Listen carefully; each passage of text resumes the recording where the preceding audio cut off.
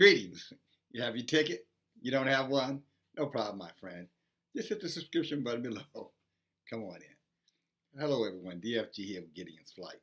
Hey, guys. I just want to take a couple of minutes and just share with you some information that I received from a good brother, one of my Gideon Flight brothers, Dennis Mendez, who shared with me a video.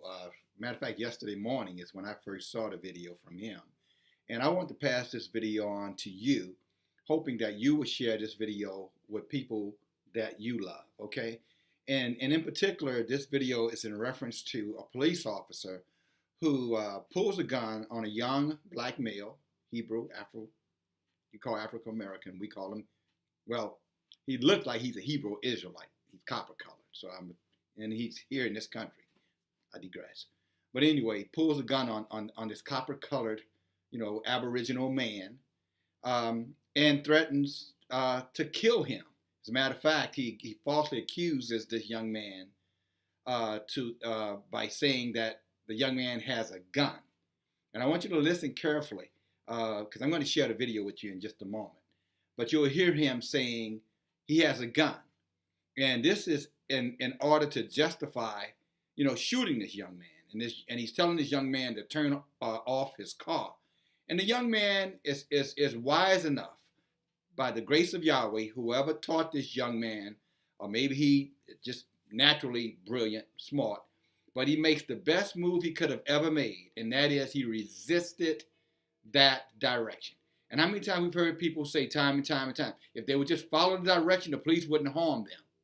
Well, in this instance, for you individuals out there who want to tell people of color that the only reason why they are being viciously attacked and murdered, by race soldiers who happen to be in police officer uniforms, that if they just comply, then they have nothing to worry about.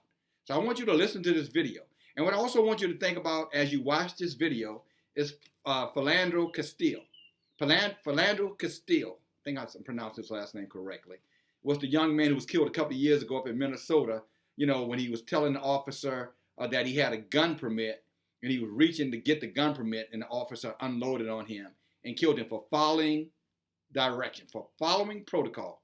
Now watch this instance, and then I'll be back to you in just a moment, okay?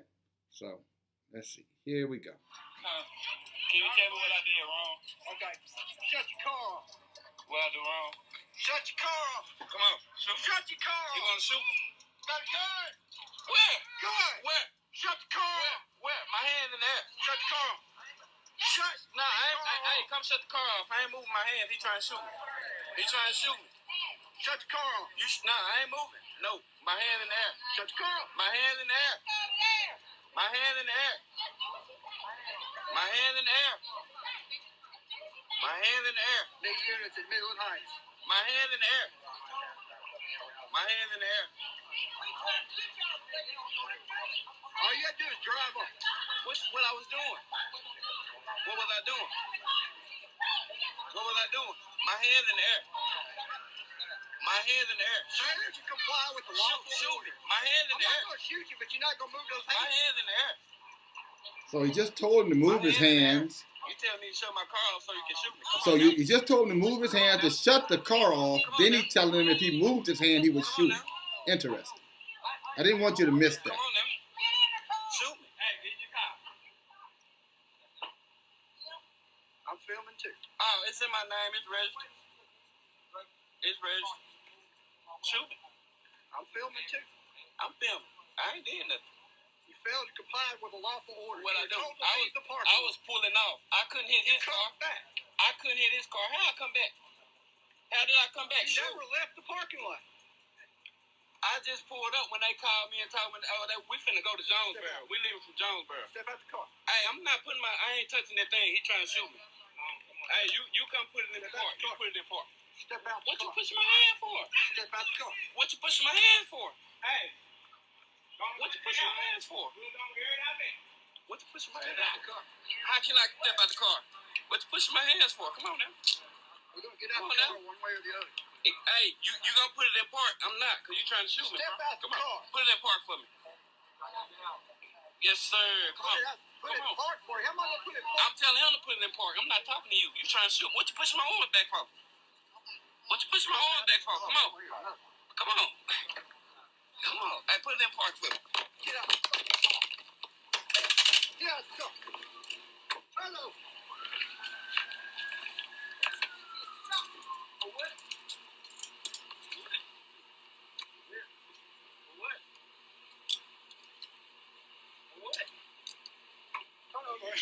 What? I'm going to stop the video right there. I think you guys have seen enough of it. And there's just so many things that are wrong, about this situation here. I mean, first of all, again, the young man has his hand out the whole time. From the beginning of the video, this guy has his hands out. Secondly, the other hand has the phone in it. So that's how he's recording what's going on. He's got one hand out the window, the other phone recording the situation. Yet, you have this police officer telling him to turn off the car. And the young man is smart enough to know that if he reaches down to turn off that doggone car, as you can see, the police officer has the gun. I mean, excuse me, guys, no disrespect, no offense, but this is how he's holding the gun on the guy. And as soon as that young man would have went down, he would have, and you heard him say, he's got a gun. He's got a gun. Now, how could this young man have a gun? He's got a phone in one hand, his hand out the window in the other hand. And guys, I'm telling you something. If you're not recording these incidents, when you get pulled over by a police officer, you need to start doing so. And if you have young men and women, I might add, in your family, you need to again share this video so they can see exactly what to do and what not to do. Because had that young man followed the instruction, that police officer, as you can see, was fully prepared to kill him. And the question you should be asking is, what crime did he commit? That his crime was not backing out of a parking lot? That's a crime now? That's a crime where a police officer has to have his gun drawn on you? That's a minor traffic violation. So now police officers are allowed, and you who may be in my listening audience who are Caucasian, do you really think that for a minor traffic stop, to get a citation, that the police officer is going to pull a gun, point it at your face with a flashlight, and force you to get out of the car and claim that you have a gun? Do you really, if you disagree with what I'm saying, or you believe this police officer is in the right, then let me tell you what you probably haven't been told. You are a low-down, racist, double-standard bigot. And let me say it to you, it's nice and slow. If you believe that this police officer handled this situation the right way and was not intending to hurt this young man, to probably kill the young man, and you agree or disagree with what I'm saying, or what we're telling you is we exaggerate the fact you are a racist, no good bastard. That's just my personal opinion. Okay? Because it's clearly obvious what's going on here. This is a situation, and if you notice in that video, the police officer looks over his shoulder to see who's looking at him. He had every intention, if that young man of color had followed his direction, his instructions, he would have killed that young man. And the young man was smart enough to understand that he was in danger, serious danger. And he did not comply. So again, all you individuals talking about, if they just comply, nothing would happen. If they had complied, nothing would happen. Well, this is why you see young black men running, again, copper-colored young men running away. This is why you see them resisting arrest. Because they feel threatened the moment a police officer, or especially when these police officers in these race soldiers in these police officer uniforms come upon them. They can instinctively feel the hostility. And if you look, when he snatched him out of the car, twisting his arm, and you can get the fuck out of the car. You heard what he said. Excuse me for the vulgarity, but I'm just repeating what he said any damn way. You heard what he said. All of that because the guy didn't pull out the parking lot when he was told. Why couldn't he just told the guy, okay, leave now? Why couldn't he have just said, okay, nothing blocking you up, young man. Turn the car around and get out of here. Without his gun drawn, I might add. His life was not in danger in any kind of way. Where was the danger in that situation for the police officer?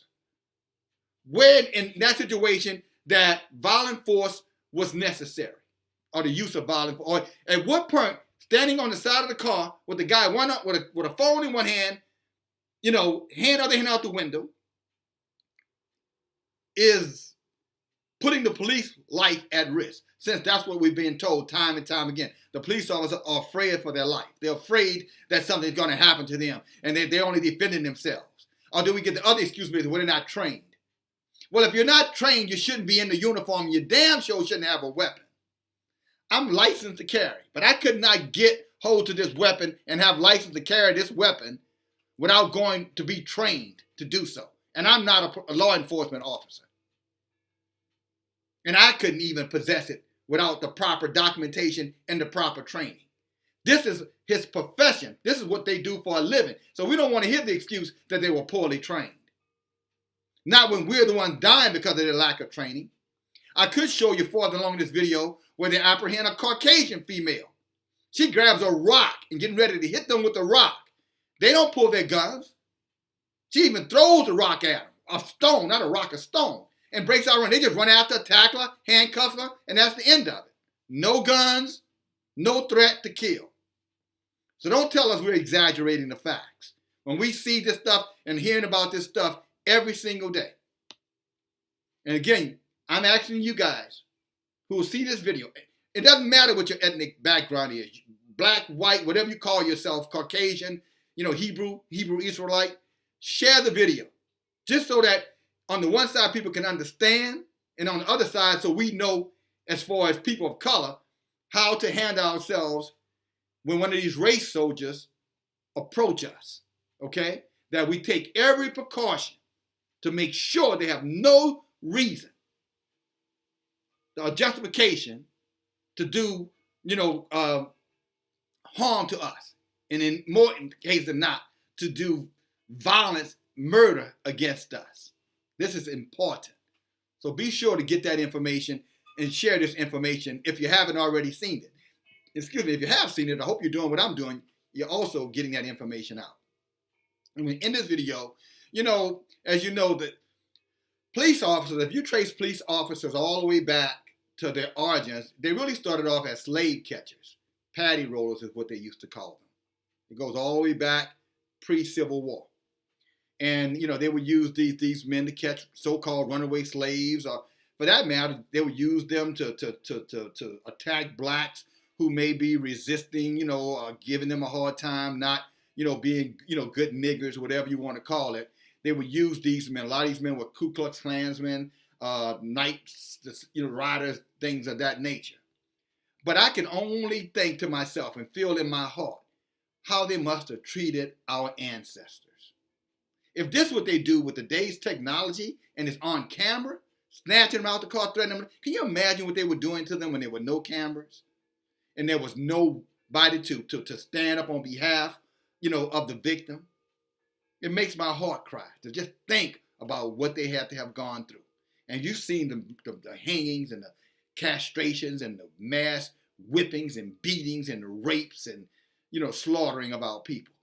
And these are the same, today's police force, that's, if you want to go back, and again, I say, check for yourself. Don't take my word for it. You want to go back and find what's the origins of police departments. How did they come into play? You go right back to the slave catchers and the paddy. And you can see it in their behavior. Because they treat white people one way, for the most part. And then when it comes down to people of color, the descendants of slaves here in America, whole different attitude.